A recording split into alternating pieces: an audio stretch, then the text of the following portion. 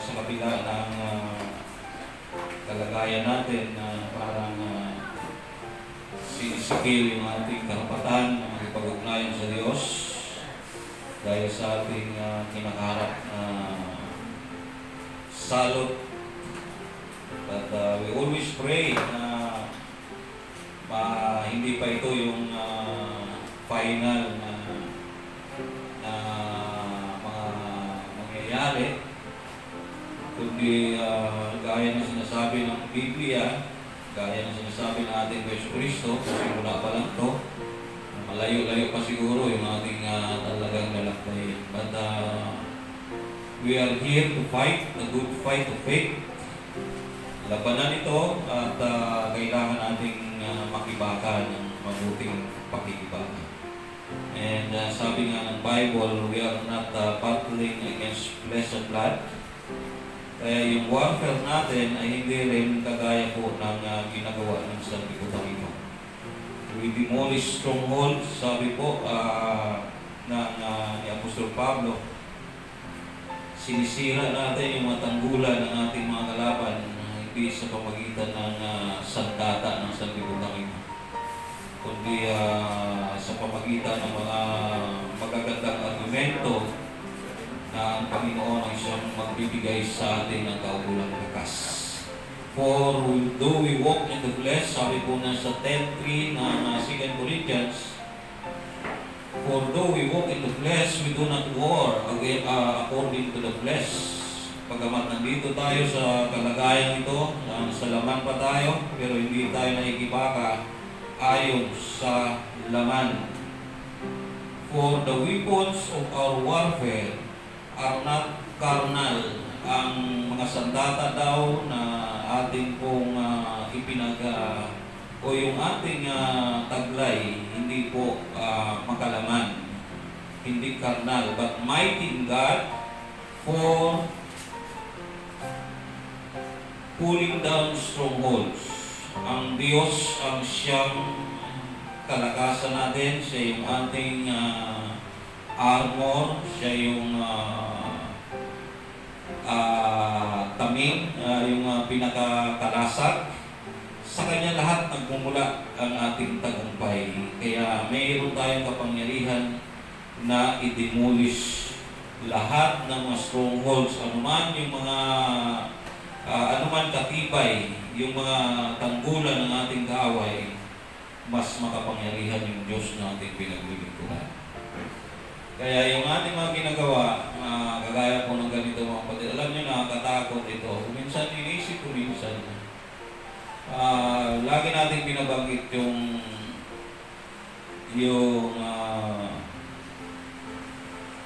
the devil, the thief coming. Yung magnanakaw daw ay dumating para magnakaw, pumatay, sumira at saka pumatay. But the gift of God is an abundant life. Yung dala-dala naman ng ating Panginoon, bagamat yun yung mandate ni Satan, kasi siya yung magnanakaw na tinutukoy ng Bible, ang dala-dala naman ng ating Panginoon ay masaganang buhay. Minsan, dito nakapokus ang atensyon ng marami pong mga Kristiyano doon sa masaganang buhay. God will give us abundant life. Pero hindi masyadong pinagtuunan ng pansin kung paano labanan yung magnanakaw na paparating. Ito po yung maraming problema, kaya maraming mga lingkod ng Panginoon Diyos na nawawala po sa tamang daan na dapat inalakaran because nakapokus yung kanilang atensyon sa buhay. Kahapon nga lang mayroong bisitang pastor sa bahay. Hindi ko tinatawag ng pastor yun, pero matagal na lingkod ng Panginoon Diyos yun. Matagal ko nang kilala kung saan-saan na napupunta. Ngayon, nangangarap rin talaga na sumagana talaga ang buhay. Kasi pangako daw ng Diyos yun. At sabi niya yung mga samsam na mga hintil, mapupunta yan sa mga righteous. Minsan na nakakatakot magbanggit na righteous, na alam mo yung anong klaseng buhay meron ka. Nakakatakot magbanggit na isa ka sa mga righteous. Although, totoo naman talaga yun sapagkat hindi naman tayo nagiging righteous dahil sa ating mga gawa. Dahil yung pagiging matuwid natin galing sa Diyos. Pero yung realidad ba na ang buhay mo ay nandun sa ganung estado? Nagpapakilala ka likod ng Panginoon Diyos, tapos nahuhumaling ka sa iba't ibang mga yung gawaing makalamahan, na-focus yung iniwanan mo yung ministry dahil sa paghahanap buhay. Tapos nung makita mo, nung nagtagumpay ka, nalulog ka sa iba't ibang mga bisyo at babae, ngayon naghirap ka, balik ka na naman ulit sa Diyos, ngayon mangangarap ka ulit. Ito ba yung mga sinasabi? Hindi natin na inaano mga kapatid dahil nga may mga kanya-kanyang kahinaan ng tao. Pero yung patuloy mong pangarapin, yung mga bagay na hindi naman pangako na atin ko. Sabi ko nga sa kanya, bilang likod ng Panginoon, sabi ko, karapatan natin. Kaya ka tayo nagtatrabaho eh.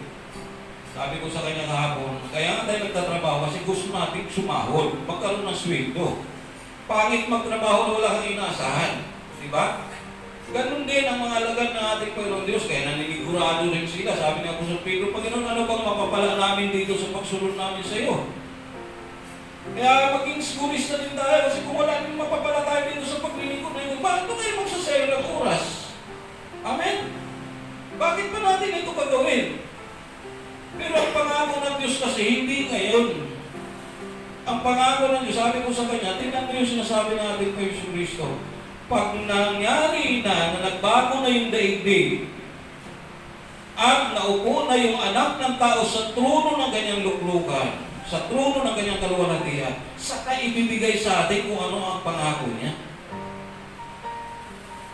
Yun ang pangako niya. Sabi niya, kung ano mang nawala sa inyo sa pagsunod niyo sa akin, ibabalik ko sa inyo na 100 ruble. Sa hinaharap yun. At ako sabi ko sa kanya, ako maniniwala na pag tinanggap mo ating pa Yesu Cristo, right after na pinaniwalaan mo yung kanyang message. Kasi ang pangako naman sa iyo, hindi lupa eh. Kaharian niya yung pangako sa iyo. Kaya you are considered, kinukonsidera ka na kaagad ng Panginoon Diyos na isa kang pinakamayaman na tao kapag tinanggap mo siya. Pagkaman ang tingin sa iyo ng sanlibutan ito ay mahirap ka. Pero ang tingin sa iyo ng Diyos ay importante yung tingin sa iyo ng Diyos na ikaw ay isang mayaman. Amen? Eh, yung tao naman, wala namang ibibigay sa atin na ano yan eh. Ang mangako. Pangako lang, kung isa lagi napapako. Pero ang Diyos, kapag nangako, tuto pa rin niya. Amen? Pero yun nga lang, huwag natin masyadong asahan nyo yan. Pasalamat sa Diyos kung pinagpapala ka. Tinuturuan tayo makontento sa lahat ng bagay. At nangako naman talaga ng Diyos, hindi ka iiwan, hindi ka niya mapabayaan. He will supply all the things that you need. At tapat naman ginagawa talaga ng Diyos yan, di ba mga kapatid? Ang problema lang kapag nangarap ka na maging maluho, ang dami mong gustong tulungan, pero kapag nagkapera ka na, wala ka namang maitutulong, kundi nauna yung lahat ng gusto mo sa buhay mo, ayun ang malaking problema. Hindi mo alam na unti-unting ninanakaw ng devil yung iyong karapatan. Yun yung hindi aware at karamihan. Sabi nga, the devil, parang napakasimple, the devil came, or the thief cometh, to steal, to kill, and to destroy. Hindi mo alam, unti-unti pinapatay na yung sarili mo sa harapan ng Diyos. Kaya yung pang sinasabi nila, yung sinasabi sa Hebrews na do not neglect the assembling together. Alam niyo ba na ito yung mismo ginagawa din ng pandilog na ito. Amen? Sinasaklawan tayo, hindi tayo mga malayang mga assemble. Maswerte tayo kasi nandito tayo. Di ba? Paano yung mga kapatiran nag-aalangan kasi mayroon ng bilang. MGCQ, maximum 5. Eh pag may nalikot, tinignan yung ating ilan tayo? Lahat tayo tulong. 10 na tayo.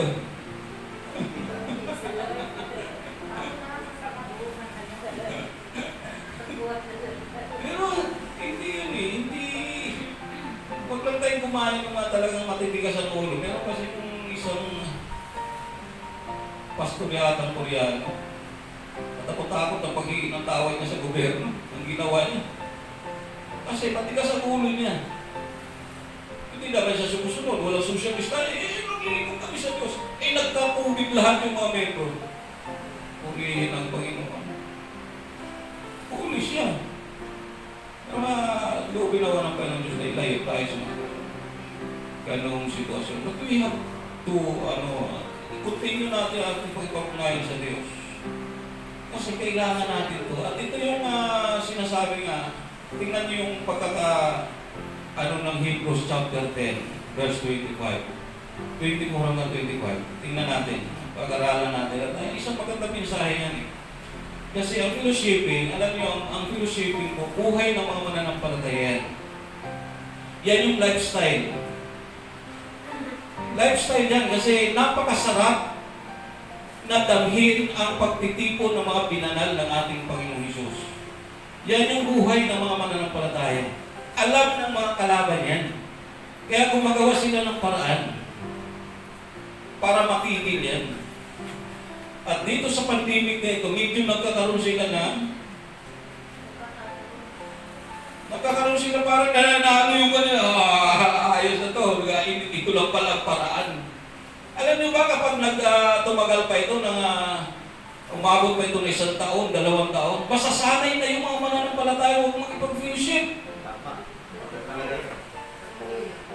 Masasanay na sila. Lalo higit, wala namang nangyari na hindi maganda habang sila nasa kanilang mga tahanan.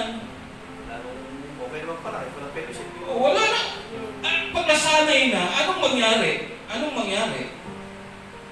Anong sabi dyan? Pag inihating na nga natin yan, mga kapatid.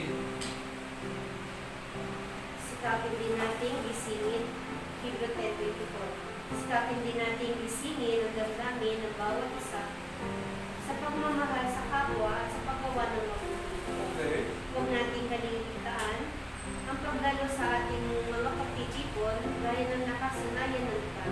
Sa halip, palakasin natin ang loob ng isa't isa dahil na ngayong nakikita natin malapit na ang araw.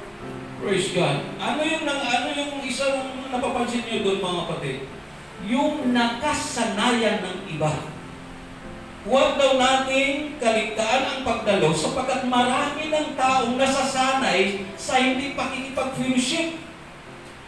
Lalo't higit, palapit na yung araw ng pagbabalik ng ating Panginoon Kristo. Kaya no wonder, kaya minsan nag-iisip ako, sabi ko, napakarami namang mananampalataya. Ang dami-daming nangangaral ng salita ng Diyos. Pero bakit naghahanap ang ating Panginoon Kristo? Nakikita niya sa inaharap kung anong mangyayari. Kaya ito pala yun. Unti-unti sinasanay ang tao na okay naman walang fellowshipping Nangako naman ang Diyos kahit kapag may kailangan ka sa kanya, pumasok ka sa isang room, pag-ipag-usap ka sa Diyos, malaya mo ipaabot sa kanya. Which hindi po naintindihan ng karamihan ang pakipag-fellowship ay pagpapadama ng caring and loving sa isa't isa. Kasi ang hirap magpadama ng pag-ibig, magkalayo kayo mga kapatid. Amen? Hindi kayo nakikita, tapos sabihin mo lang, I love you. Ay, purihin ang Panginoon Diyos. Sa pagtitipon na ipapadama mo, how do you care for each other? Paano mo maabot yung kanilang mga problema? Kung meron ka mang maitutulong, kung wala naman, manalangin ka. At least na ipapadama mo. Pero magkakalayo kayo. Kaya di ba sabi ng Bible, sa isang buhay ng mga tao, na kahit magkakapatid kayo, kung magkakalayo naman kayo, mas maganda pa rin, kahit hindi mo kapatid, kapitbahay mo, nagkakatulungan kayo, mas mahalaga yun. Di ba mga kapatid? Kaysa mga kakapatid na kaysa naman, magkakalayo naman, how can you extend? Paano mo maipapadala? Madali magpadala ng pera, pero hindi naman lahat nasasagot ang pera. Amen? Kaya yun ang unti-unting pinapatay. Sabi niyo, huwag niyong kaligtayan. Inisip ko minsan, sabi ko, bakit sagana naman ang fellowship Hindi naman natin na-anticipate na bigla mangyari yung ganito mga kapatid, di ba? Masaya tayo. Ang dami bago mag-pandemic. Ano ngayon ang nagiging nangyari? Nakakatakot, nakakatakot. Salamat ka sa Diyos, sa kabila ng lahat. Meron pa rin tayong lugar na napagtitipunan. Wala naman, tigil lahat eh. Tigil lahat. Yung mga nangangako mag-flex, wala. Wala trabaho. Parang hindi mo. Sukat akala yung mangyari yung ganito eh. Sapagkat masaya ka na. Ano mo lang yung... Pero biglang dumating yung ganitong kalagayan. Ano nangyari? Pero purihin ang Diyos. Even in the hardest time of our lives, He is there. Amen? Kahit sa pinakamatinding pagsubok na kinakaharap ng kanyang mga anak, nandoon siya lagi. Kaya hindi natin maalis talaga yung sarili natin na dapat talaga masanay tayo na lagi natin kasama ang isa't isa. Although mangyayari at mangyayari talaga sa mga sinasabi ng Biblia. Pero it is for us to fight. Nasa atin po yung pag-iibaga. Diba? At tulad nito, alam ko na nanabig. May mga brother o girl, tatanong, pwede ba kami magpag-fellowship? Pwede lahat. Yun nga lang. Nandun yung risk. Pero purihin ang Panginoon, bahala na. Amen. We have to face the fact na ito yung buhay na talagang pinuportray. Pinuportray ng Bible. At nandito tayo sa panahon ganito, inabot tayo ng ganitong panahon. Kaya yung sinasabi dito na huwag niyong kaligtaan. Bakit sinasabi? Kasi pala mangyayari mga ganitong mga kalagayan. Mangyayari pala talaga. At yung pag sinasabi ng Lucas chapter 18 verse 8,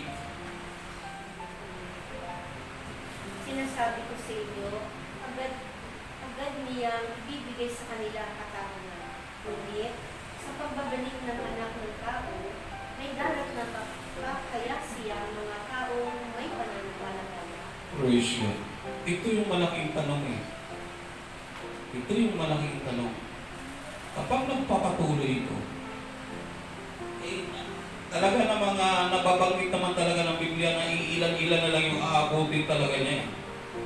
Na talagang nagpapatuloy. Pero nakakalungkot isipin, sa dami po ng mga mananampalataya ngayon, kung lahat ng kung halos karamihan mahuhulog, nakakapanghinayang ang buhay.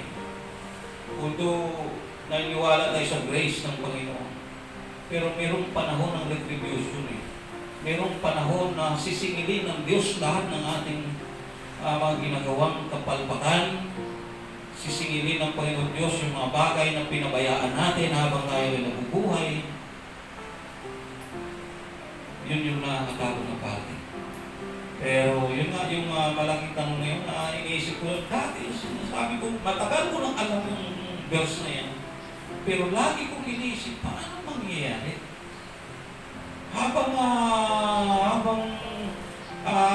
tumatagal, dumadami yung mga mananampalataya eh. Makikita mo naman talaga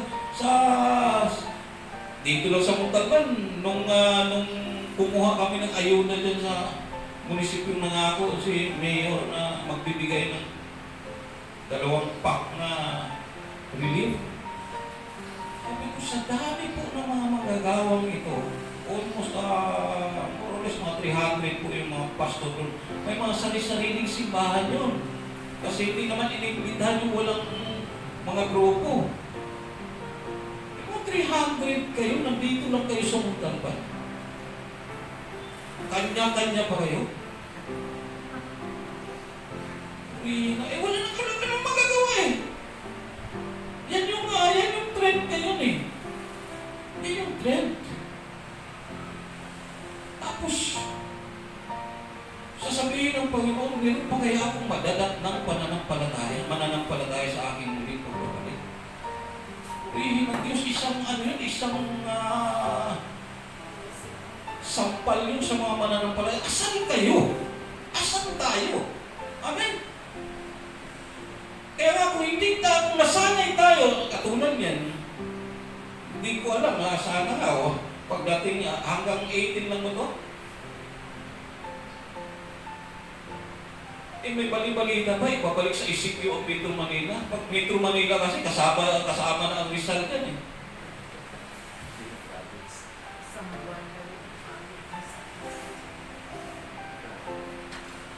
Ay, Allah. Tapos kapag hindi pa natuto, marami, ay dami lang na natitest, ang daming positibo. Bakit kaya maraming positibo? Ha? Tingin niyo mga kapatid, bakit ang daming natitest na positibo? Ang dami na kasing testing kit. Ang dami nang natitest. Dati, kakaunti yung nagalaman na may. At saka, ang problema ngayon, kunting upo, kunting flu, kung meron ka, pag-test ka, positive ka na yan. Kasi yung virus na nandidetect, hindi na po COVID only.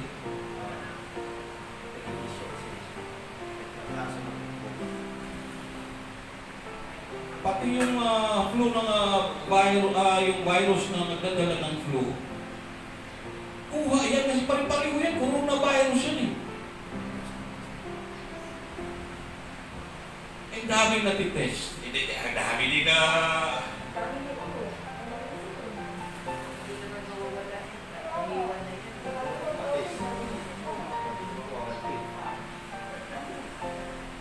Kaya ang hirap ng sitwasyon natin. Sana lubin naman ng Panginoon, magpatuloy man ito, sana magpatuloy din tayo. Amen? Wala tayong magagawa. Huwag ka niwag kung siya mapagkat. Diba? Hindi naman natin, Panginoon muna. Sige na, Panginoon, hayaan mo na mangyari ng lahat para madali na bumalik ka na. Minsan, prayer and fasting tayo. Pigilan natin. Kapatid, useless yan. Wala sa ayos yung mga ganun eh. Nagbabalala na nga tayo eh. Panalangin ni Paul, Lord, come! Dumating ka na naman. Tapos ngayon tayo, nandito na tayo, malapit na tayo, sabi na, huwag ka muna dumating, Panginoon. Hindi pa kami handa. Ay, kailan ka maganda? Ito yung problema, malaking problema sa ating kapanahonan ngayon. Pero, maging mulat na tayo mga kapatid. Imulat lagi natin yung ating mga mata. Hindi natin masisiguro yung faith ng ating mga mahal sa buhay, yung ating mga anak, mga pamilya na sarili ng ating pamilya sa loob ng iglesia. Pero at least man lang makakatiyak ka sana sa sarili. At least man lang ikaw mismo. Pag-igihin mo na yung pakipag-ilusyon sa Diyos. Baka sakali makainganyo ka pa sa iba. Kaysa tingin ka ng tingin sa kakulangan ng iba, hindi mo alam, ang dami mo rin palang problema sa sarili. Amen? Puna ka ng puna. Ang dami mong napupuna, pero hindi mo nakikita yung sarili mo na napakalayo mo na rin pala sa harapan ng Diyos. At least man lang, maaldala natin yung ating sarili. Hindi man tayo makadala ng iba, pero we are hoping that we will become na tayo magiging example para sa iba. Makita man lang yung ating mabuting halimbawa na ipinapakita natin sa iba para maingganyo din sila sunod sa Diyos. Kasi sa panahon natin ngayon, napaka-delikado yung mga sitwasyon. Hindi natin alam kung ano mang kasunod. Pag magsunod-sunod na ito, ano mangyari sa atin? Meron bang magandang mangyari? Yes, of course. Amen? Maganda lahat kasi plano ng Diyos yan. Amen? Maganda lahat sapagkat lahat ng plano ng Diyos hindi naman siya kasasama natin eh. Amen? Kung ito yung pandemic na hindi ito gawa ng Diyos, pero kung nakikita ng Diyos na walang maganda epekto ito sa mga mananampalataya, hindi niya ito papayagan. Sapagkat lahat ng bagay, kahit ang gagawin ng masama, hindi sila makakagawa hanggat hindi pinapayagan ng Diyos. Amen? Pero kapag pinayagan ng Diyos, alam niya ikabubuti yan ang although sa atin minsan na nakikita natin yung magiging resulta na parang negatibo, pero pagdating sa Panginoon Diyos, lagi positibo po yan para sa kanyang mga. God has always a better plans for His people. Amen? A good future, siya ang pag-asa natin lahat. Wala pong ibang makakaagaw niyan. Walang ibang makakakuha ng ganyang ginagampanan ng ating Panginoon Diyos.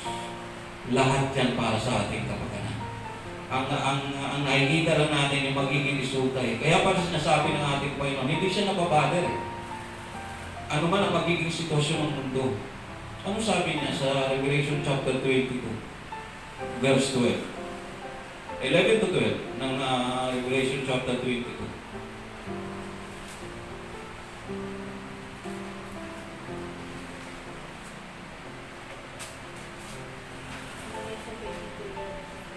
Magpatuloy sa pagpapakasama ang masasama, magpatuloy sa pagpapakarumi ang marumi, ngunit ang namumuhay sa kalooban ng Diyos ay magpatuloy sa gayong pamumuhay at ang banal sa pagiging banal. Wala na eh, di ba? Sasabihin mo, bakit sila ito? Huwag mo nang isipin yan kasi yan yung ipinapakita na ng Biblia eh. Kung gusto mong magpakasama, di magpakasama ka. Bahala ka sa buhay mo. Gusto mong gumawa lagi ng kapulas-tukan sa buhay, sige, tuloy mo. Ngayon, kung ikaw naman gusto mong magpakabuti sa paningin ng Diyos, ituloy mo rin yan. Sapagkat darating yung ating tagapagligtas, yan naman yung di ay magdadyan sa atin eh. Hindi tayo yung magdadyan sa ating kapwa. Amen. Kaya pala ganun ang nagiging parang tasit ba? Ano bang magiging kahinatan ng lahat eh? Mananagot naman eh. Magtatanggap ng gantimpala yung mga sumusunod sa Diyos. Kagaya ng minsan yung reasoning natin, kasi hindi naman tayo papabayaan. Pangako ng Panginoon Diyos yan. Totoo yan. Totoo yan. Kasi mapagmahal ang ating Panginoon Diyos. Pero yung pangako niya, sabi nga niya, to 1,000 generation. Ibig sabihin ng 1,000 generation, walang katapusan yan. Magdagdag pa na dagdag yung mga henerasyon, hindi magbabago yung pakipag-ugnayan ng Diyos sa tao. Pero ano pangako niya? Tingnan nga natin sa Deuteronomy chapter 7, 8 hanggang 9. Maliwanag yan mga kapatid.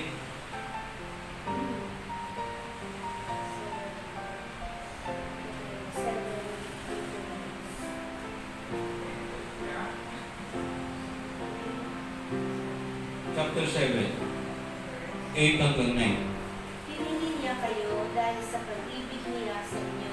Okay, pinili niya kayo dahil sa pag-ibig niya sa inyo. At sa kanyang pangako sa inyong mga ninuno. Pangako niya sa inyong mga ninuno, ano? Ito din ang dahilan kaya niya kayo iniligtas kamay ng Paraon sa pamamagitan ng kanyang kapangyarihan. Okay, nangyayari ang lahat ng ayon sa pangako ng ating Diyos. Sige, tuloy. 9. Kaya tatandaan ninyo si Yahweh na inyong Diyos ay Diyos at siya ang Diyos na hindi marunong sumira sa pangako. Hindi marunong sumira sa pangako ng ating Panginoon Diyos na pinaglilingkuran. Sige, ano pa? Tapat siya sa lahat ng umiibig sa Kanya. Kanino siya tapat? Sa lahat ng umiibig sa Kanya. Sa lahat ng umiibig sa Kanya. Sa mga hindi umiibig sa Kanya, Wala siyang tapat din ba siya? Ang lahat ng pinangakuha ng Panginoon, yung lahat ng mga taong nagpapahalaga sa Kanya, umiibig sa Kanya. Ano mangyayari sa iba? At sumusunod, Sige, tuloy lang. at sumusunod sa Kanyang mga tungkulin. Okay, sa kanino siya tapat? Sa mga Sumusunod. Sa Kanyang umiibig sa Kanya at sumusunod sa Kanyang tapat na sumusunod sa Kanyang mga salita. Ipinadarama niya ang Kanyang pagmamahal hanggang sa ikasanlibong salita. Okay, walang hanggan yan. Ibig sabihin ng 1,000 salita eh. Kasi hindi naman tayo aabot sa ganong generasyon eh. Wala pa nga tayo sa 100 generation eh. Amen? From Adam to Noah is 14. From Noah to David is 14. From David to Jesus Christ, 14. Ilan na lang? Ilan na? 42. 42. Wala pa tayo sa kalahating, wala pa tayo sa 100. Plus 14 din, from Jesus Christ hanggang sa kanyang pagbabalik, ilan lang? 56 lang. Oh, wala. Hindi abot ng 1,000 generation, pero pinakit ng 1,000 generation ng ating Panginoon sapagkat ibig sabihin niya, hindi magbabago yung kanyang pangako. Pero anong mangyari doon sa mga hindi naman sumusunod sa kanya? Sige, tuloy. Subalit, nililipon niya ang lahat ng namumuhi sa kanya. Ano? Nililipon. Subalit, Lilipulin niya ang lahat ng mga namumuhi sa kanya. namumuhi sa kanya. Hindi makakaligtas sa kanyang parusa ang lahat ng hindi sumusunod sa kanya. Praise God. Hindi makakaligtas sa kanyang parusa ang mga taong hindi sumusunod sa kanya. Kaya sundin ninyo ang pautusan at mga tuntunin ito na ibinigay ko sa inyo ngayon. Purihin ng Panginoon. Usapan yan. Covenant yan. Pangako ng Panginoon Diyos yan. Tipan yan. At dahil yan sa bayang Israel yan noon, pero ngayon isinama tayo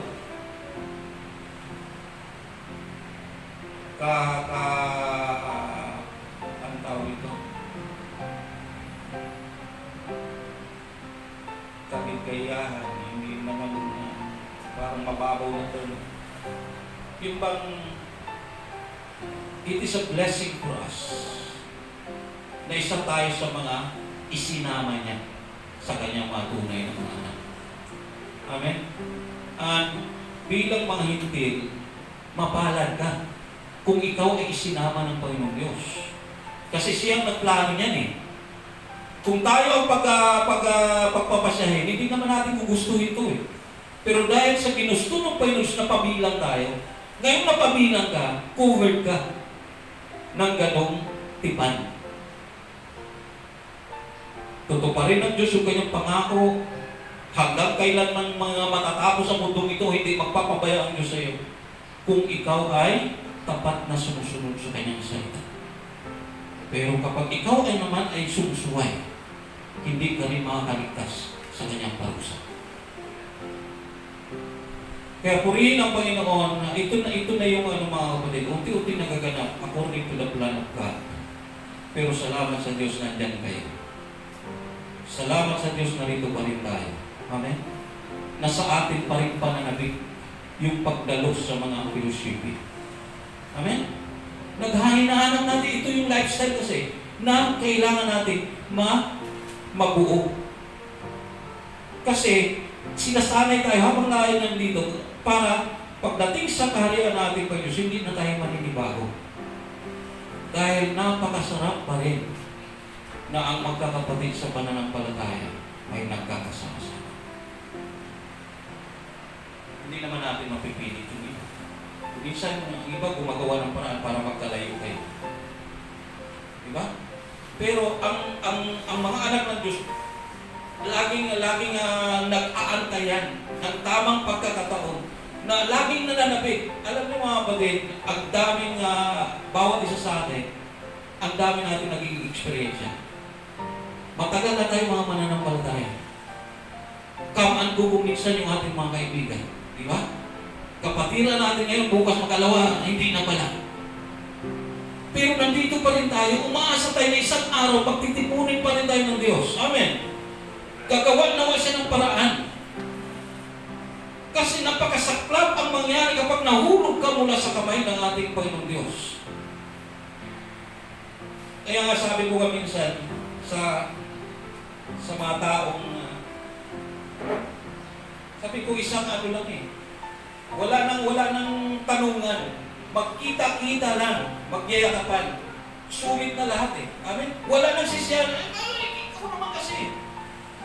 Wala nang tanunan. Magkakapatid kayo eh. Kung meron hindi maiwasan hindi magkaroon ng mga hiwaan. Kasi kagawa ng paraan ng demonyo para magkakaroon kayo ng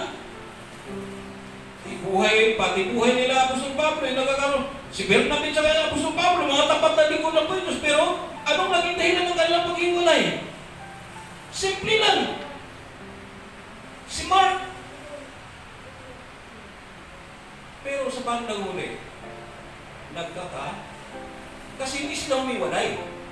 Hindi sila, bagamat nagkakalayo sila, patuloy silang naglilingkod sa Diyos. At kapag patuloy kang naglilingkod sa Diyos, nang naayon sa katwiran ng ating Panginoon, gagawa pa rin ang paraan ng Panginoon Diyos na maiayos yung inyong. Kaya nga sabi nga ni Apostol Pablo, kung hindi mo naintindihan ngayon, ipapaintindi sa iyo ng Panginoon Diyos yan pagdating ng panahon. Matuto ka lang maghintay, magtyaga ka lang. Huwag kang humiwalay sa Diyos sapagkat ang mag-aayos ng lahat ng bagay, hindi ikaw. Ang Diyos ang mag-aayos ng lahat. Minsan akurado lang tayo. Amen? Alam niyo, ang puso ng tao, mga kapatid, sabi nga ng ating Panginoon, 17 verse 9 ng Jeremias.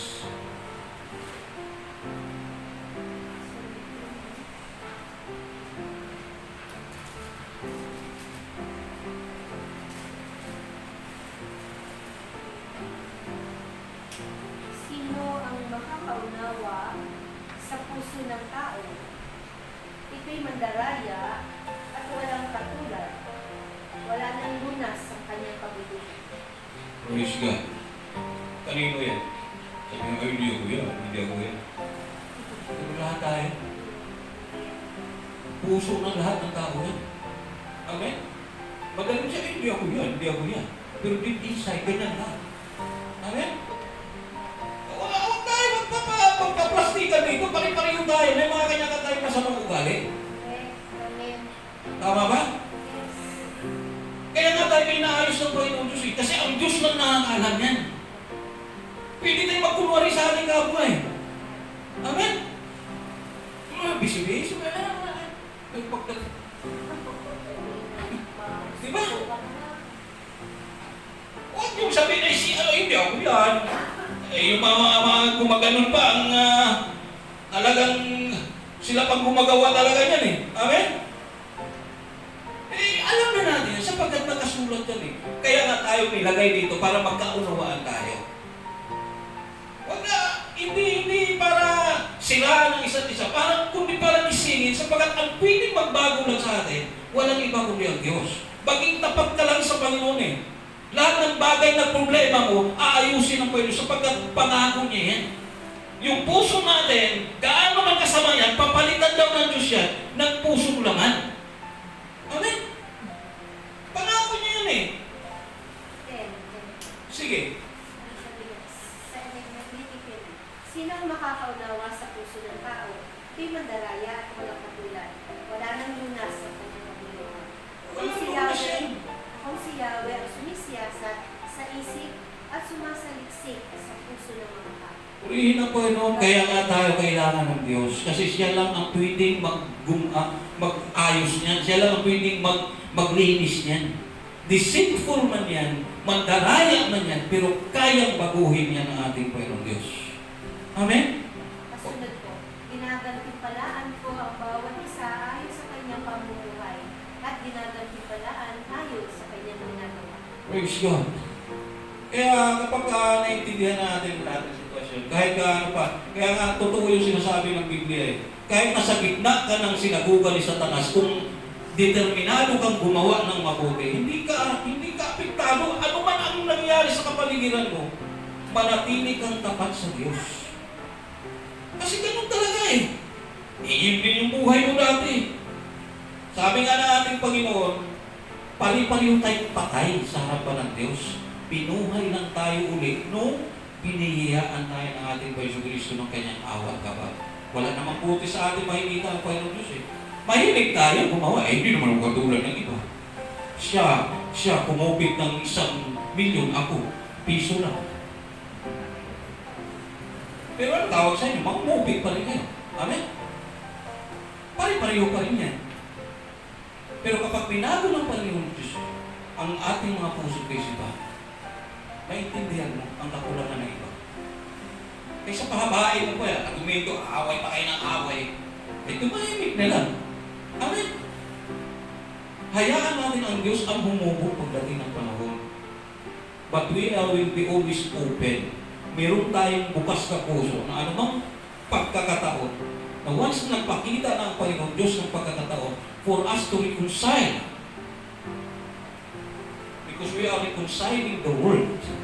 Hindi lang ang sarili natin ang reconcile natin, kundi pati ang mundo i-reconcile natin sila sa harapan ng Panginoong Diyos. Yan yung papel natin bilang mga mananampalataya. Ngayon, kung mawala yung fellowship, walang magpapaalala sa atin. Nasanay na tayo sa ating mga ginagawa. Ang sarap matulog. Amen? Yung mga anak ko nga, sabi, wala ba tayo simba? Wala pa ba? Ay, puri ng Diyos, hindi ako nagigising ng maaga.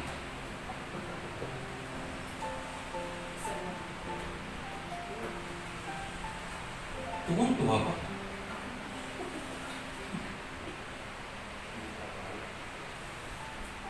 Tuwang-tuwa pa. Ay, wala tayo siya. Puri ng Diyos. Hindi natin alam, ito na yung unti-unti ninanakaw ng Biblia. Yung pagkakataon natin, kasi sa fellowshipping mga kapatid, alam niyo ba kung lifestyle mo to, kung sanay mo tayo, ito yung kasiyahan mo. Amen? Minsan sa pagkatin ng fellowship, hindi mo alam, tumutulong na lang ng tumutulong yung buhay mo, hindi mo mabibigilan. Kasi yung inner na joy, bagamat ang dami mong problema kung minsan, ang dami mong pasang-pasan, pero once nag-attend ka ng fellowship, parang nare-relieve, naranasan mo naman yan, di ba? Tapos umiiyak ka na lang yung... Kasi ito yung realidad. Dito tayo tinawag ng Diyos. Ito yung buhay natin. Kaya ano sabi ni Haring David? Napakaligaya at kaaya-aya sa ating pagmasid. Ang alin? Ang nagkakaisa at laging sama-sama na magkakapatid. Hindi naman patuloy na magsama-sama yung magkakaaway. Amen? Pero kung magkakapatid kayo na nasa parehong puso nyo yung pananabik sa isa't isa, masaya talaga ang dating ng mga kapatid sa buhay natin. Iwan ko sa inyo. Amen. Basta ako, nasasabik ako lagi makasama kayo. Sana ganun, sabi nga na Apostol Pablo, sana ganun din kayo sa akin. Pero wala namang problema kasi, bawat isa sa atin, may mga kanya-kanya tayong damdamin on how we can portray our lives as a child of God. Walang, alam niyo yung sabi nga ng iba ko minsan, yung pakikipagplastikan sa isa't isa. Minsan sa simula, natural yun eh. Bakit? Kasi hindi ka sanay. Pero kapag nasanay ka na yun talaga yung gusto mong ipakita, hindi na pakipagplastikan yun. Amen? Buhay mo na yun. Sa simula parang alok ka, parang kasiwa ka. Pero kapag nasanay ka na, lagi mo na hinahanap yung mga kapatid mo. Lagi ka nang nabig na makasama sila sa hirap o ginawa, ano man yung magiging sitwasyon natin, sapagkat ito yung buhay na gustong ibigay sa atin ng Diyos. Kaya ang sabi ng ating Panginoon, huwag niyong kaligtaan yan. Kasi darating ang panahon, kasanayan na ng iba yan. Makikita na ng kung ilan-ilan na. Kaya nga, no wonder, sabi ko, bakit kaya sinasabi ng Panginoon Diyos na where two or three gathered in my name, I am in the midst of them. Samantalang ang daming mananampalataya. Amen? Aabot ba sa ganung sitwasyon na dalawa na lang kayo o tatlo? Parang imposible, di ba? Pero mangyayari at mangyayari. Amen? Merong isang beses dito, ilan lang kami. Tatlo yata o... Kasi nga, nung kasagsagan na lang ng... Nandyan pa yung ano...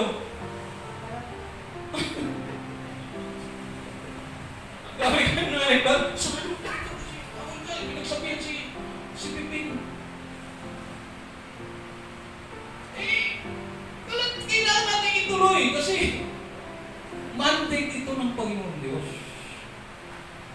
ang mandate ng devil is to kill, to steal, and to destroy. Ang mandate naman ng ating Panginoon, to continue.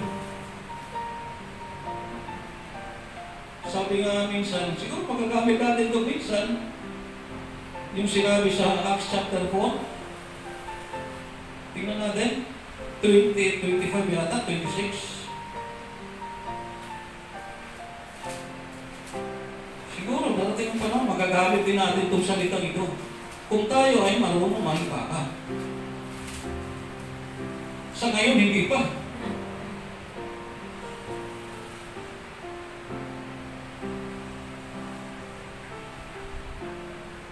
Ay, 18 hanggang 20. 4:18 hanggang 20.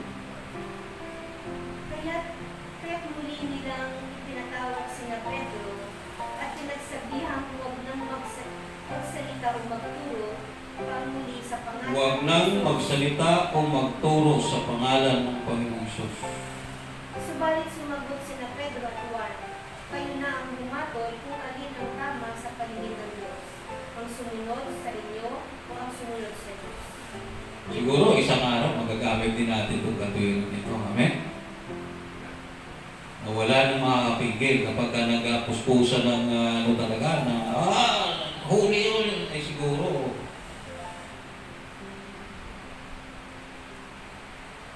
pero sana huwag na munang dumating hanggat hindi pa tayo handa. Amen? Huwag na munang dumating yun kapag hindi pa natin handa talagang ipaglaban yung ating faith. Sinasanay pa muna tayo ngayon. Amen? Ngayon, pagka nagamit na natin yan, talagang siguro malapit na sa katotohanan yung ating kalagayan. Parang nag-anyaya na, halika na anak, pumasok ko na sa aking kaharian. Importante dito kasi ang labanan ngayon ng pasok na sa kaharian ng Diyos. Amen?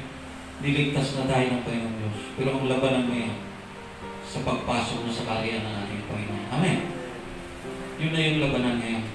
Now, magamit siguro na sana magamit natin yan sa tamang ipaalala sana sa atin ng Panginoon Diyos. Kayo na ang umatol. Susunod ba kami sa iyo? O ang susunod namin ng Diyos?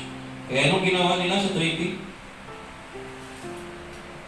Hindi maaaring din namin ipahayag ang aming nakita at narinig. Praise God. Hindi natin pwedeng hindi ipahayag kung ano yung nalalaman natin at natutunan natin mula sa salita ng Diyos. Glory to God. Kaya nga, loobin ng Panginoon na patuloy tayong i-train ng ating Panginoon Diyos sa mga bagay na